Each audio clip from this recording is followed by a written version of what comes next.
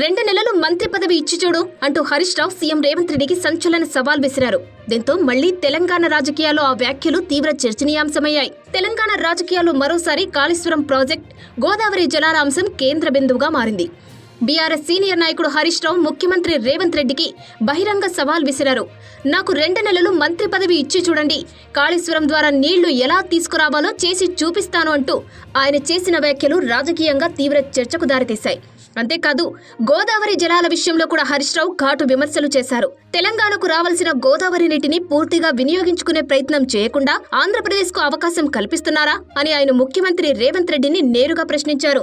ఇది చంద్రబాబుకు గురుదక్షిణ కాదా అంటూ ఆయన చేసిన వ్యాఖ్యలు ఇప్పుడు రాష్ట్ర రాజకీయాల్లో హాట్ టాపిక్ గా మారాయి. హరీష్ రావు వాదన ప్రకారం తెలంగాణ రైతుల ప్రయోజనాలే ప్రభుత్వానికి మొదటి ప్రాధాన్యం కావాలని, రాష్ట్రానికి దక్కాల్సిన ప్రతి నీటి చుక్కను కాపాడాల్సిన బాధ్యత ప్రభుత్వానిదేనని ఆయన అంటున్నారు.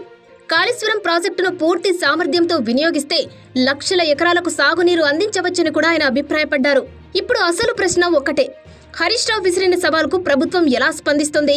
కాళేశ్వరం నిర్వహణ, గోదావరి జలాల వినియోగంపై స్పష్టమైన సమాధానం ఇస్తుందా, లేక ఈ విమర్శలను రాజకీయ ఆరోపణలుగానే కొట్టిపారేస్తుందా?